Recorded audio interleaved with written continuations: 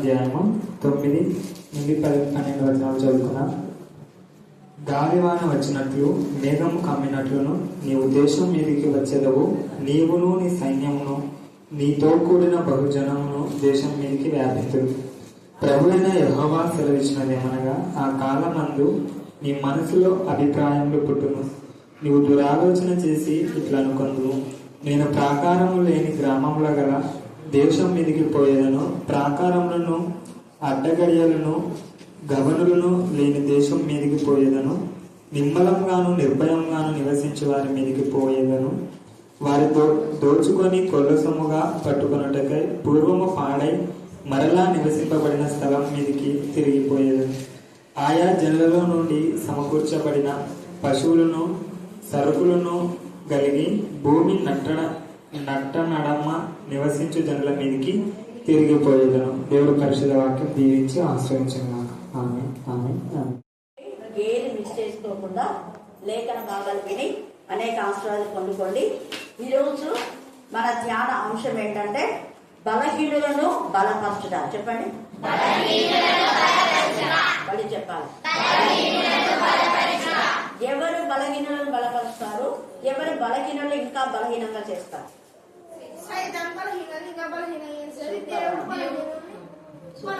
Super, తొందరగా సేవకుడిగా చూడండి. ఎందుకు అంటే ఇది వాక్యం చదవగానే వాక్యంలో అప్పవారి కాపర్ల గురించి ముఖ్యంగా 34 ఇదే యెహెజ్కేలు అంతా ఎక్కువ కాపర్ల గురించి ఇస్తారు. ఆత్మలో బలహీనమైనటువంటి గొర్రెలను బలపరచమని దేవుడు చెప్తే బలహీనమైన వాళ్ళు ఇంకా బలహీనంగా చేస్తారు. ముఖ్యంగా స్త్రీలు ఏ బలహీనులే, వీళ్ళు ఎవరు ఏం చేయలేని వాళ్ళపైన టార్గెట్ చేస్తారు. ఉదాహరణ, ఒకవేళ బైబిల్ ఇస్తే ఒక జెంట్స్ ఎవరైనా తీసుకున్నారు అనుకో, ఉదాహరణ ఎట్లా, అప్పుడు ఈ పని చేస్తారా? చెప్పండి, చెయ్యాలి.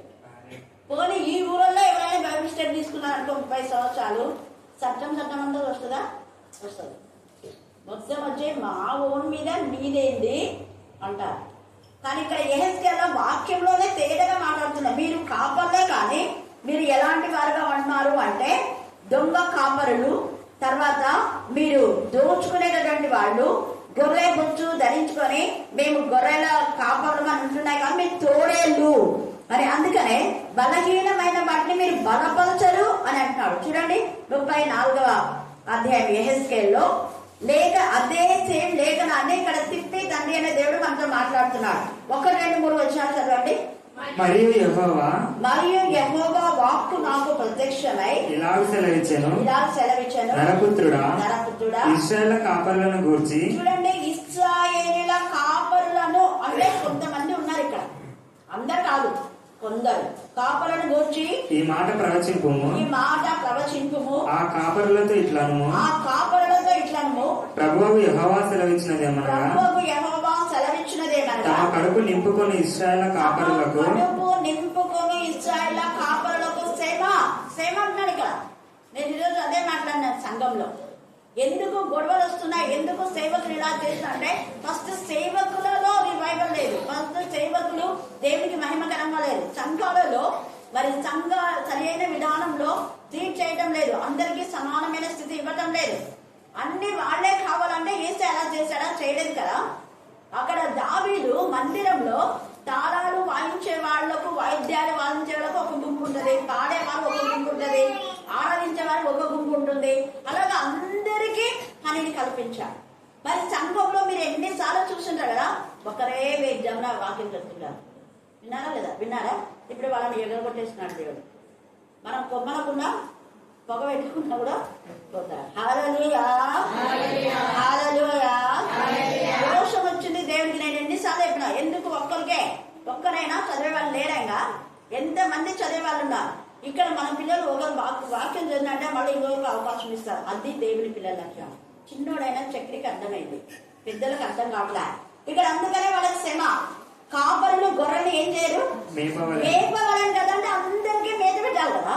మరి ఒకదాన్ని పెట్టుకుంటే వాళ్ళకి ప్రార్థనకి ఇచ్చి ఎప్పుడు వాళ్ళకే ప్రార్థన, ఎప్పుడు వాళ్ళకే వాక్యం చెప్తే చూడండి. తర్వాత కొవ్విన గొర్రెలను వధించి కొవ్వును తిని బొచ్చును కప్పుకొందరు కానీ గొర్రెలను మేపరు, గొర్రెలను మేపరు, బలహీనమైన వాటిని మీరు బలపరచరు, బలహీనమైన వాటిని మీరు బలపరచారు.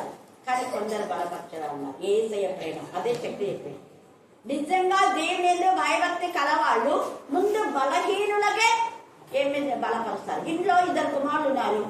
బలహీనమైన వాటికి చానికులు, పనులు, కూరగాయలు తెచ్చి పెడతారా? బాగా లావు నేను తెచ్చి పెడతాను కదా. వాడికి 2-3 ఇస్తాడు. రే నువ్వేమన్నా కుక్కలాగా ఉన్నావు ముందు అయ్యి వాడికి సన్నగా ఉన్నాడు వాడు అని అంటారు. వాడికి చానికులు తాపుతారు. ఏమో చూడక వాడు ఎంత తిన్నా కూడా ఇది కాలేకపోతున్నాడు, ప్రార్థన చేపిస్తాడు, దిగులు చేస్తాడు. ఎందుకు రత్ననే మా కొడుకు సన్నగా ఉందని ఎంత వాడు లావు ఉంటాడు, నువ్వు దిగులేస్తుందా అవసరం లేదు. నేనేమో లావున్నా వాడేమో సన్నగా ఉన్నాడా అని బాధ. కాబట్టి ఆమె కూడా సన్నగా ఉండాలి. ఇప్పుడు లావైంది, వాడు కూడా లావు అవుతాడు అని చెప్పాడు. హల్లెలూయా, హల్లెలూయా. అది బలహీనమైన వాటి గురించి మనం ఆలోచించాలి ముందర, బలంగా ఉండే వాటి గురించి కాదు. కొంతమంది ఏదో ఒకటి తింటారు కదా. కొన్ని పిల్లలు ప్రత్యేకంగా ఉండనే సుమిత గురించి ఎంత బాధపడుతుంది అక్క పాపం. కానీ దేవుడు ఇస్తాడు. ఇక్కడ బలహీనమైన వాటిని మనం బలపరిచేవారగా. తల్లులైనా మీరు కూడా మీకు ఎంత భారం ఉందో పిల్లల పడ్డ దేవునికి అంత భారం ఉంది. అలాగే ఆత్మలో ఎవరైతే బలహీనులు ఉన్నారో వాళ్ళని మనం బలపరచాలి. అదే నేను సంఘం చెప్పిన. బలహీనులు అంటే వాక్యం తెలియక తినుము త్రాగుము సుఖించమని లోకానుసారంగా జీవిస్తున్న వాళ్ళ దగ్గరికి పోయి, వాళ్ళ ఇళ్ళ దగ్గరికి పోయి ఆ తల్లులను తమ్ములను గర్దించి పిల్లల్ని సరిదిద్దండి అని చెప్పే బాధ్యత కాపరి ఉంది. కాపరి అంటే కోతకాలం పండగ వచ్చి డబ్బులు తీసుకొని ప్రార్థన చేయడం కాదు. అది బాధ్యత. బాధ్యత అనేది ఉండాలి. ఎన్ని కుటుంబాలు నాశనం అయిపోతున్నాయని బాధ్యత. ఇక్కడ బలహీనమైన వాటిని వాళ్ళు ఏం చేయరు, బలపరచరు. అందుకని ఇక్కడ కూడా ఏం చేస్తున్నాడు అపవాది చూడండి. బలహీనమైన వాళ్ళ దగ్గరికి వెళ్తున్నాడట. ఇప్పుడు చదివాడు కదా ఎంత చక్కగా 38వ అధ్యాయంలో 9వ వచనం చూడండి. గాలివాన వచ్చినట్లును, గాలివాన వచ్చినట్లును, మేఘము కమ్మినట్లును, మేఘము కమ్మినట్లును, నీవు దేశం మీదకి వచ్చేదవు, నీవు దేశం మీదకి వచ్చేదవు, నీవును నీ సైన్యమును, నీవును నీ సైన్యము, నీతో కూడిన బహుజనమును, నీతో కూడిన బహుజనము దేశం మీదకి వ్యాపింతురు. దేశం మీదకి వ్యాపిస్తా అంట. ఏ దేశం మీదకి అంటే ఏ దేశం అయితే బలహీనంగా ఉందో ఆ దేశం, ఏ దేశం అయితే నిరాశ నిస్పృహతో ఉందో ఆ దేశం మీదకి, ఏ దేశం అయితే ప్రాకారం సరిగా లేకుండా ఉన్నాయో ఆ దేశం మీదకి. ఇశ్రాయేలు ప్రాకారంలో పడగొట్టారు కదా, పోయి ఇశ్రాయేలు దోచుకున్నాం కదా అనే నేచర్ ఎవరికి అపవాదికి ఉంటుంది. అపవాది సంబంధులకు బలహీనులు ఇంకా బలపరుస్తారు, కుంగిపోయిన ఇంకా పడగొట్టేస్తారు. వాళ్ళు లేవనెత్తే ఇది లేదు వాడికి. ఎందుకంటే వాడు పడిపోయినాడు కాబట్టి అందరిని పడగొట్టే బతికే వాటిలో ఉంటది, లేవనెత్తే బతికి అస్సలు ఉండదు.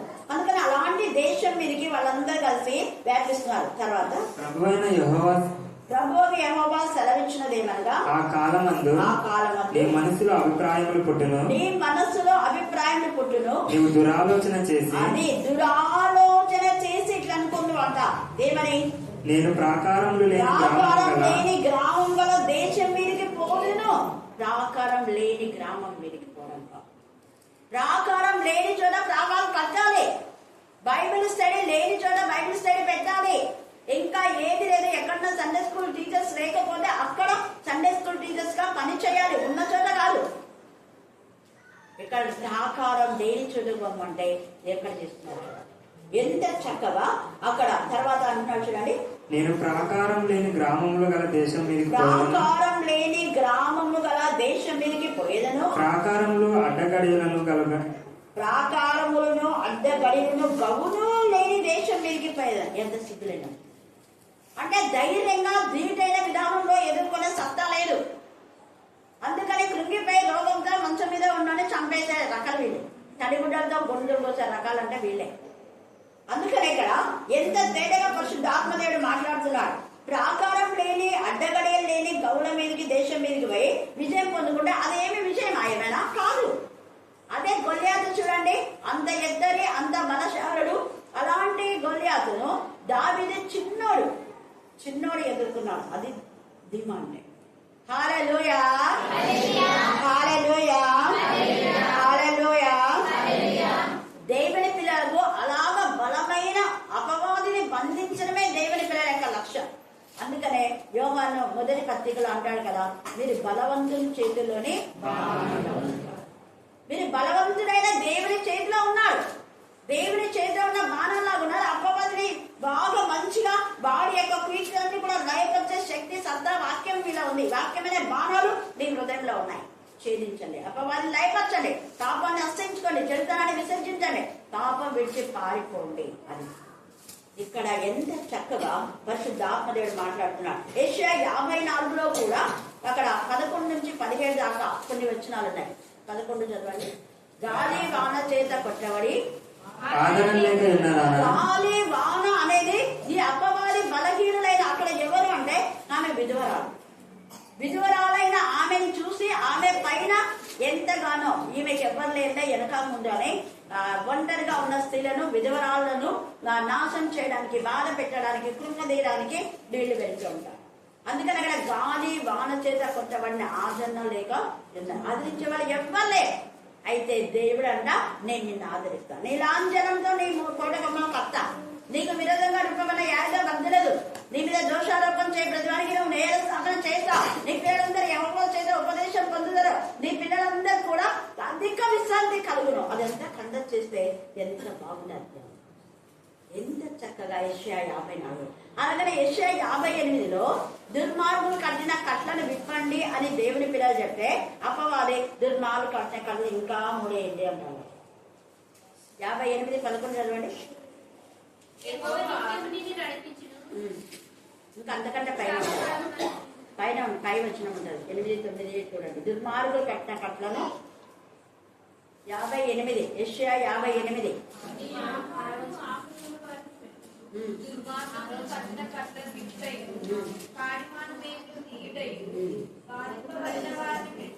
అది బాధింపబడిన వారిని విడిపించండి అంటే, బాధింపబడిన వారు ఇంకా బాధింపజేసేది అపవాది. ప్రతి కాడిని విరగొట్టాలి. అపవాది యొక్క కాడిని, దుష్టుని యొక్క కాడిని విరగొట్టాలి మరి మనం విరగొడుతున్నామా? దుష్టులతో కలిసి మంచి వాళ్ళను ఇంకా బాధ పెట్టున్నాము. ఇక్కడ బలహీన సహకారం లేని పట్టణంలోకి పోదరా అని చెప్పే వాళ్ళు ఎవరంటే గోగు మాగోలు. వీరు అపవాది సంబంధులు. వీళ్ళందరూ కూడా పరిశుద్ధ శిబిరాల దగ్గరికి వస్తారు. కనుక యెషయా 58లో తేటగా మాట్లాడుతున్నారు. దుర్మార్గులు కట్టిన కట్లను విప్పండి అంటే ఆ కట్లను ఇంకా ఎక్కువ చేస్తారు. అలాగనే మనం చూస్తే ఈ యొక్క ప్రకటన 20వ అధ్యాయం 9, 10 వచనాలు చదవండి. 9, 10 చూడండి. భూమి ఎంతంతా వ్యాపించినారంట. ఎవరి దగ్గరికి పోతారు వీళ్ళు? చెప్పాలా? అందరూ చెప్పాలా? మళ్ళీ చెప్పాలా? పరిశుద్ధుల శిబిరంలో బాగా ఆత్మీయంగా ఎదుగుతున్న వాళ్ళు నాకేం వస్తారు. సాధనకి ఏం కాకుండా ఏం తెలియదు. అక్కడ వద్దున్నావు, ఇక్కడ వద్దున్నావు, ఇక్కడ పాట పాడుతుందా, ఆదివారం రోజు, శుక్రవారం రోజు అక్కడ ఆస్తిగా రాబట్టేది, ఇక్కడ 7 గంటలకు ఏం కావాలి కదా. మరి రక్షణ లేకుండా తిరిగేటోళ్ళు ఉంటారు, వాళ్ళని తెలుసు కదా, తెలుసా? ఎవరు కావాలో వాళ్ళకు పరిశుద్ధుల శిబిరాలు. తేటగా ఉంది ఇక్కడ వాక్యం. వాక్యంలో ఊరికే రాయలేదు, చదవండి. ప్రియమైన పట్టణం అంటే దేవునికి ఎవరైతే ఇష్టమో వాళ్ళు కావాలి. ప్రియమైన పట్టణంలోను ముట్టడి వేయగా పరలోకం నుంచి అగ్ని దిగి వచ్చి వారిని దహించారు. ఎంతసేపు ఉంటాడు దేవుడు? తర్వాత దహించడమే. అందుకే చాలా దినములు అయిన తర్వాత దానికి శిక్ష విధిస్తాడు దేవుడు. కొంతకాలం ఊరుకుంటాడు. దేవుడు ఊరుకున్నాడే, నాకు శిక్ష రాలేదే విర్రవెక్తే హఠాత్తుగా వస్తుంది శిక్ష. పరిశుద్ధుల శిబిరాన్ని తాకితే దేవుని కనుగుడ్డును ముట్టినట్టే. అందుకే వాడికి వాడికి ఇష్టం అంటే దేవునికి ప్రియమైన పట్టణములు పరిశుద్ధులు. వీళ్ళని పాడు చేయడానికి, వీళ్ళని బాధ పెట్టడానికి, వీళ్ళని నలగొట్టడానికి, వీళ్ళు వాక్యం చెప్తుంటే వాక్యం చెప్పకుండా ఆటంకం చేయడానికి, ఆత్మలో ఎదుగుతుంటే ఆత్మలో ఎదగకుండా చేయడమే వాడి ప్రణాళిక. వాళ్ళు చేసేది అదే. అందుకే బలహీనులను వాళ్ళు ఇంకా బలహీనపరుస్తారు. పరిశుద్ధులను మరి బాధ పెట్టడం వాళ్ళ నేచర్. పరిశుద్ధ పట్టణంలో అయితే దేవుడు కొంతకాలం మనకి సమయం ఇస్తారు, కానీ అవి ఎక్కువ కాలం ఇవ్వడు. ఎక్కువ కాలం ఇవ్వడు. వెంటనే అగ్ని దిగి వచ్చి వారిని దహింప చేస్తుంది. వాళ్ళకు పరిశుద్ధ రక్తం అంటే వాళ్ళకి చాలా ఇష్టం. 17వ అధ్యాయం ప్రకటన 6వ వచనం. ప్రకటన 17. పరిశుద్ధుల రక్తం చేతను యేసు యొక్క హతసాక్షుల రక్తం చేతను మత్తిల్లి దురాలోచన.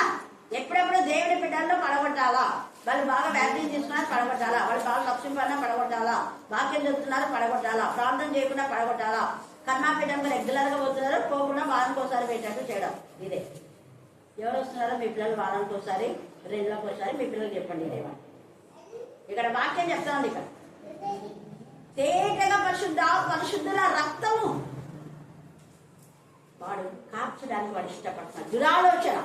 అందుకని ఇక్కడ యెహెజ్కేలు 38 తేటగా నీవు దురాలోచన చేసి ఇట్లా అనుకోదు, నేను ప్రాకారం లేని గ్రామము గల దేశం మీదకి పోయేదను, ప్రాకారంలో అడ్డగడలో గౌరులు లేని దేశం మీదకి పోయేదను, నిమ్మలంగాను నిర్భయంగాను నివసించు వారి మీదకి పోయేదను. నిమ్మలంగా నిర్భయంగా రోజుపై మీరు కరుణాపీఠంలో వాక్యం వింటారా? ఉండండి. వారానికి ఒకసారి వెయిటెడ్ చేస్తాం, ఏదో ఒకటి అనమాట. Guilty conscious. పోయిన వారం కూడా ఈ వారం పోతే అక్కేది ఉండదు, మళ్ళీ ఆ వారం చూస్తాం, ఆ వారం నెలకి అయ్యేసరికి నేను పడదు. అప్పుడు పడి అబ్బా తండ్రి అంటే వాళ్ళు నవ్వుతాం. ఇక్కడ వాక్యం అందించడానికి ప్రాకారం. వాక్యం అంటే ప్రాకారం. నిమ్మలంగా బాగా నువ్వు దేవుళ్ళ పాడుతూ ఆనందిస్తూ గంటలు వేస్తూ ఎంతగానో దేవుడిని శుద్ధిస్తూ తృప్తిగా ఇక్కడ నుంచి వెళ్ళిపోతున్నావు కదా, అయితే అపవాది కాసుకొని ఉంటాడు. ఒక్కరోజు రాకపోతే 2 రోజులు రాకుండా, 3 రోజులు రాకుండా, వారానికి ఒకసారి, తర్వాత నెలకు, తర్వాత సంవత్సరానికి ఒకసారి. అప్పుడు ఏమైపోతుంది? అయిపోయింది. కట్ చేయమన్న కొమ్మ కట్ చేసిన వెంటనే అది ఎండిపోదు. కట్ చేసిన ఎండిపోతుందా? ఎండిపోదు. పచ్చగా ఉన్నాను చూసుకుంటుంటుంది. పచ్చగా ఉన్నాను. తర్వాత ఎండిపోతుంది. ఏమి ఎండిపోతుంది అని అంటే ఇవ్వదు. తర్వాత అది ఏమైపోతే కాల్చబడినప్పుడు గుర్తొస్తుంది. అందుకనే కొమ్మల క్రీస్తులో ఉన్నప్పుడే మనం చిగురించడానికి, పుష్పించడానికి మన జీవితాలు సరిదించుకోవాలి. వాడు ఎంత చక్కగా నిమ్మలంగాను నిర్భయంగాను నివసించు వారి మీదకి పోతాడు. జాగ్రత్త. నువ్వు ఆత్మీయంగా ఎదుగుతున్నా నీ మీదకే వాడు రావాలని ఇష్టపడతాడు. దేవుని మహిమపరచవాన్ని, ఘనపరచవాన్ని పడగొట్టాలని చూస్తాడు. వాడి బతుకు అంతే. తర్వాత చూడండి, వారిని దోచుకొని వాడిని దోచుకుంటాడు. ఏం దోచుకుంటాడు? నెమ్మది, సమాధానం. 2-3 వారాలు, 2 నెలలు, 3 నెలలు రాకుండా చేసి నీకు నెమ్మదితో ఇందాక డేవిడ్ కొడుకు వచ్చారే, అసలు జేజీ నెమ్మది లేదు, సమాధానం లేదు, రాత్రి నిద్రపోవటం లేదు కదా అంటే, అవును జేజీ నీకు తెలిసిపోయింది కదా అన్నాడు. అంతే. ఉద్యోగం రాలేదంటే మానసికంగా నేనన్నా మీకోసం చేస్తున్నాం, ఖచ్చితంగా వస్తుంది. స్థలం కూడా కృంగిపోలే. ఇప్పుడు ధైర్యంగా చక్కగా చెప్పింది నిన్న వాక్యం. ధైర్యం తెచ్చుకున్నాను నువ్వు, నేను వసంత కోసం, నీకోసం, సుమిత్ర, హైమావతి చేస్తున్నాం దేవుని సన్నిధిలో. నేను అదే మీకు చెప్పలేదు కానీ విజయ్ కోసం చేయండి. మీరంతా విజయ్ కోసం కూడా. చాలా పెరిగిపోయినాడు పిల్లలు, చదవలేకపోతున్నాను అంటున్నాడు. అవును, అపవాదం తీసేయాలి. కారణం ఒకటే అయిపోయింది. అప్పుడు బుధవారంలో రెగ్యులర్గా Bible study, 1 year Bible study లేదు. 2-3 సార్లు పోయినా అంట. ముందుది వెనక్కి ముందు చెప్పేసరికి పోవడం రోజు నేను అన్నాను. మేము ఎవరో హోటల్లో 3 పోతున్నారు అంతే. 300 మందిలో బైబిల్ స్టడీకి ఎంతమంది? 3. బాగుందా? సైతాన్ని ఎట్లా పడగొట్టినట్టున్నారు. నిమ్మలంగా బాగా ఆత్మీయంగా ఎదిగినారని అక్కమక్క కుటుంబం అందరూ హైందవులు మారుతున్నారు. వాటి తల గించుకుంటున్నాడు వాళ్ళు. అందుకనే సాతాను చూస్తుంది. కానీ మనం ఏం భయపడినట్టున్నాం? దేవుడికి దీంట్గా మనం నిలబడాలి. అందుకనే అంటే వారిని దోచుకోవడం అంటే నీలో ఉన్న విశ్వాసాన్ని, విధేయతను, ప్రేమను, పరిశుద్ధతను వాడు దోచుకుంటాడు. సమయాన్ని దోచుకోకుండా చేయండి. కరెక్ట్ టైంకి వచ్చేవాళ్ళు రాకుండా చేస్తారు. జాగ్రత్త. దోచుకోవడం అనే దాంట్లో చాలా ఇన్నర్ మీనింగ్ ఉంది. నువ్వు 7 గంటలకు కరెక్ట్గా వచ్చేదాన్ని రాకుండా 7:30 లేదా 8కి లేదా 9కి వచ్చి ఎలా చేస్తావు? వాక్యం అయిపోయినప్పుడు వచ్చి ఆమె ప్రార్థన పోయినా లాస్ట్ ఆన్ చేశాక చేర్చుకొని అది నీ సమయాన్ని దోచుకుంటే నీ డబ్బు దోచుకుంటాడు, నీ ఆరోగ్యం దోచుకుంటాడు, నెమ్మది దోచుకుంటాడు, సంతోషం దోచుకుంటాడు. అది అందుకని ఇక్కడ దోచుకోవడము వాడి పని దొంగ. వాడు దాన్ని దోచుకోవడానికి వస్తాడు. వాడిని దోచుకొని కొల్ల సొమ్ముగా పట్టుకొని ఉండకాయ పూర్వం పాడై మరలా నివసింపబడిన స్థలముల మీదకి తిరిగిపోయేది. అండర్లైన్ చేసుకొని ఇప్పుడే చెప్తున్నాను. నేను ఇంతవరకు ధ్యానించాల, 11 వరకే ధ్యానించిన. ఇప్పుడు నేను విజయ్కి చెప్పిన రత్న వాళ్ళ ఇంట్లో కూడా ఒకప్పుడు పూర్వపు మరి బాధలు ఉన్నాయి. కారణం ఆత్మీయంగా లేకపోతే మరలా అదే స్థితికి వస్తాయి. జాగ్రత్త. ఇప్పుడు వాళ్ళ ఫ్యామిలీలో అదే. అందుకే బాగా ప్రేయర్ పెట్టించామా, ప్రాణం చేసుకోండి. ఒకసారి రాజు అన్నాడు, పిల్లలు పంపిస్తానే నేను చెప్పాను. చూడండి, తిరిగిపోయిన అపవాది అలాగనే ఉంటాడు. ఎప్పుడైతే దేవుడి సన్నిధికి నువ్వు గైడ్ హౌస్ అవుతూ ఉంటావో ఇంకా అపవాది చోటు చేసుకునే. ఇక్కడ చూడండి, ఎంత చక్కగా పాడై మరలా నివసింపబడిన ఎంత బాగా నివసింపబడిన స్థలము మీదికి తిరిగి ఒకప్పుడు అక్కడ ఉన్నాడు. వాడిని బంధించమన్నాడు. ఇప్పుడు బలహీనలు కొడితే వాడు ఏం చేస్తాడు? దేవుని అడుగుతాడు. అప్పుడు వాళ్ళు బలం నుండి బంధించారు. ఇప్పుడు మళ్ళీ నాలుగు కదా పోతాను. నా ఫ్రెండ్సే వాళ్ళు నేను ఒక్క నిమిషము మనసులో అనుకుంటే తీసి ఇక్కడ పడేస్తుంది. వాళ్ళు మళ్ళీ ఎన్నిసార్లు ఆత్మీయంగా లేదు, ఎన్నిసార్లు వాక్యంలో లేదు. అప్పుడు వచ్చినారు, నేను కూడా పక్కన ఉన్నా. ఇప్పుడు లేదు కదా వాళ్ళు నిజంగా. అంటే నాకు వాళ్ళు మిత్రులు అయిపోయినారు. నేను వాళ్ళ ఇష్టానుసారంగా చెడు కూడా ఆడతా. దేవుడు కూడా ఏం చేయలేదు. ఏమంటారు చెప్పండి? ఏమంటారు? వీళ్ళు నా పిల్లలని దేవుడు చెప్పడానికి మనం దేవుని పిల్లలుగా ప్రవర్తిస్తుంటే కదా దేవుడు రోషంతో మన పక్షంగా వాడిని తరిమేశాడు. వీళ్ళు నా పిల్లలు అనే దేవుడు చెప్పగలిగిన విధానంలో మనం ఉంటే అప్పవాది ఏం చేయలేదు. అలా లేకపోతే వాడు చూడండి మళ్ళా తిరిగి, ఇది అండర్లైన్ చేసుకోండి, తిరిగి పాపపు జీవితంలో పడకుండా, తిరిగి బలహీనం కాకుండా, తిరిగి పడిపోకుండా, తిరిగి అప్పవాది మీ ఇళ్లకు చొరబడకుండా జాగ్రత్త పడండి. అందుకని తిరిగి పోయేదను ఆ జనములలో నుండి సమకూర్చబడి పశువులను సరకులను కలిగి భూమి నట్ట నడుమ నివసించు జనుల మీదికి తిరిగిపోయేదను. సెబావారును దదాను వారును దర్శిషు వర్తకులను కొదమ సింహముల వంటి వారైన దాని వారందరూ నిన్ను చూసి సొమ్ము దోచుకున్నకు వచ్చిందివా. తేజగా ఇదంతా చదవండి. చాలా ఉంది. వాడు దోచుకునేవాడు. వాడి చేత దోచబడే జీవితంలో ఉండకుండా దేవుడు మనకిచ్చిన రక్షణ అనే స్వాస్థ్యాన్ని, విశ్వాసం అనే ధనం, నిరీక్షణ అనే ధనం, జీవం గల నిరీక్షణ దేవుడు మనకిచ్చాడు. విలువైన రక్షణను మనం కొనసాగించాలి చివరి దాకా.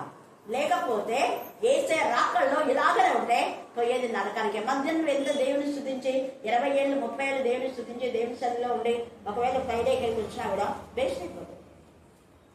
రాకడ వరకు, మరణం పర్యంత వరకు క్రీస్తులో మనం జీవిస్తాం. దేవుడు మనకిచ్చిన వాటిని మనం కాపాడుకుందాం. ద్వితీయోపదేశ కాండం 22:11 చదవండి. ద్వితీయోపదేశ కాండం 22:11.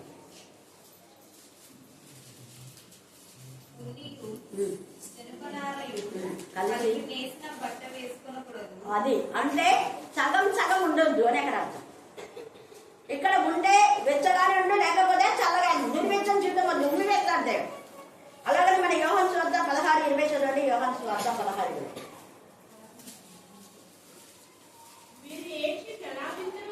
అదే అప్పుడు మీరు ఏడుస్తారు కానీ ఏం ప్రయత్నం.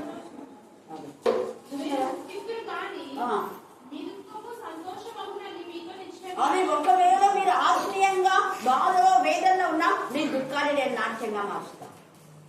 కానీ మీరు లోకంలో సంతోషిస్తే అది ఎప్పటికైనా దుఃఖమే, నిరంతర దుఃఖమే. లోకంలో సంతోషిస్తే అదే ఆత్మీయంగా మీరు ఎదుగుతున్నప్పుడు మీరు ఎవరైనా నలగబెట్టారా, బాధ పెట్టారా, ఆ దుఃఖము నాట్యంగా మారుతుంది. ఎప్పుడు ఎటర్నల్ లైఫ్, నిత్య జీవంలో నిరంతరం ఆనందించే వారుగా ఉంటాయి. ఇక్కడ 10 దినములు శ్రమ కలిగితే ప్రతి దినం మనం తాగుకుంటాయి. ఈ 10 దినాల శ్రమలకు మనం ఓర్చుకోలేక అప్పవాది కుయుక్తుల్లో పడిపోతే జీవిత పర్యంత వరకు మన ఏడుపులతోనే మిగిలి చేయాల్సి వస్తుంది. కాలిపోయే జీవితం వద్దు. దేవుడికి మహిమకరంగా అపవాది కాచుకొని ఉన్నాడు. అందుకని నేను పదే హెచ్చరించేది. ఎందుకంటే అందుకే ఒక్క రోజు నువ్వు రాకపోయినా అపవాది టార్గెట్ చేస్తారు. జాగ్రత్తగా ఉన్నాడు. అసలు ఈరోజు 2 సార్లు కమల వాళ్ళ ఇంటికి పోలేకపోయినాక, ఎందుకంటే ఇక్కడ ప్రాంతం రేట్ ఎక్కుతుంది, మీరు చేయదు. నేను వస్తాను మళ్ళీ అబాపడే ఫోన్ చేస్తూనే ఉంది. తన ఆఫీస్ తనకు 5కి అయిపోతుంది, పర్మిషన్ దొరకదు. 5కు తర్వాత పోతే మళ్ళీ మాకు ఇక్కడ టైం లేట్ అవుతుంది.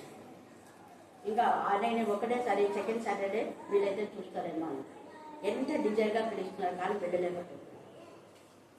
డ్యూటీకి పోయే వాళ్ళు కదా, మధ్యలో టైం పడకుండా. నేను 5కు పోయితే ఆడ 5:30 అవుతుంది, 6కి ఎక్కితే 6కు ఉంటాయో లేదా బస్సులు తెలియదు. కాబట్టి ఎంత విలువైన టయాన్ని ఎంతమంది ఆశ కలిగి తెలుస్తున్నారు. మీకు ఎంత మంచి అవకాశం దేవుడిచ్చారు. అవకాశాన్ని సద్వినియోగం చేసుకోండి, దుర్వినియోగం చేసుకోండి. దేవుడు ఈ లేఖన భాగం దీవించి ఆశీర్వదించుగాక. ఆమేన్, ఆమేన్, ఆమేన్. చివరి ప్రార్థన.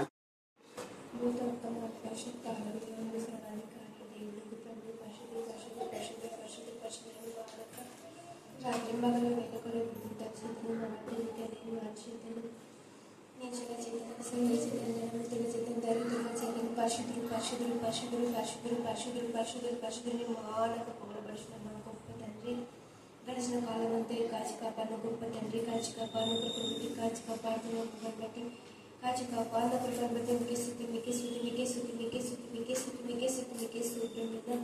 మీ సన్నిధానంలో అందరినీ నా తండ్రి నడిపించిన కృపను బట్టి మీకే స్తుతి, మీకే స్తుతి, మీకే స్తుతి. నా తండ్రి మనుషులు నమ్ముకుంటే రాజులను నమ్ముకుంటే ఎక్కువని ఆశ్రయించడం ఏదైనా సెలవించిన దేవా నిజం నా ప్రభు నా తండ్రి నిన్ను ఆశ్రయించి నా తండ్రి నీ కొరకై మాకు కనిపెట్టుకునే జ్ఞానము ఆత్మను మాకు దయచేయండి తండ్రి మీకే శుద్ధి మనుషుల ఆలోచనలు మనుషులు పెద్ద ప్రభు నా ప్రభు నా తండ్రి తండ్రి నేను మనుషుల ఆలోచనలు అనేకములు చక్కని ప్రత్యుత్తరం ఇష్ట ఎక్కువన్న కలుగునని సెలవించిందేవా నిజం నా ప్రభు నా తండ్రి చక్కని ప్రత్యుత్తరం ఇచ్చే దేవుడా నా తండ్రి మాతో మాట్లాడుతున్నప్పుడు కాబట్టి సూటిగా స్పష్టంగా సమీపంగా మాట్లాడేదేవా నిజమే నా ప్రభు మాతో మాట్లాడుతున్న దేవుడా నిజం నా తండ్రి సోదరం నా తండ్రి నిజం నా ప్రభు నీవు ప్రతిదీ మాట్లాడేది నిజం నా తండ్రి జరిగే వాటిని జరగబోయే వాటిని ప్రతిదీ నీవు తెలియజేస్తున్న దేవునికి సోదరుమైన మా స్థిరమైన నివాసము ప్రతిదీ నా తండ్రి నీ చిత్తానుసారంగా నడిపించమని అంటున్నాను నా ప్రభు నా తండ్రి నా ప్రభు విన్న వాక్యంలో విని విడిచిపెట్టకుండా ప్రవేశకున్న గల జ్ఞానం ఆత్మను సహనను ఓర్క్యం దయచేయం నా ప్రభు నా తండ్రి నిజం నా ప్రభు నా తండ్రి ఇక్కడికి నా ప్రభు నా తండ్రి వారానికి ఒకసారి వస్తున్నామా నా తండ్రి దినం వస్తున్నామా తండ్రి ఎప్పుడోసారి వస్తున్నామా నిజం నా తండ్రి ఆత్మ పరిశీలన చేసుకొని విసరిదారులకు నడిపించండి తండ్రి నడిచే జ్ఞానం దయచేయండి తండ్రి మీకే స్తోత్రం నిజం నా ప్రభు ఒక రోజు రాకపోయినా ఒక గడియ రాకపోయినా తండ్రి నేను నీకు సమయం ఇవ్వకపోయినా అపవాది మన కోసం కాచుకొని నా తండ్రి మమ్మల్ని తండ్రి నేను సైతాన్ని శోధనలో పడిస్తుందని నా తండ్రి శృతిగా సరస్వంగా మాట్లాడేదేవా శృతి సోదరం నేను ఎన్ని అడ్డతలు ఎన్ని శోధనలు ఎన్ని రోజులు ఎన్ని వేదనలు ఎన్ని కష్టములు వచ్చినాను నిన్ను వదలక నిజంగా నా తండ్రి నా తండ్రి నిన్ను విడిచిపెట్టక నా తండ్రి నా ప్రభు నిన్ను తండ్రి అంటు పెట్టుకొని ఉండే జ్ఞానంను ఆత్మను సహనను ఓకే దయచేత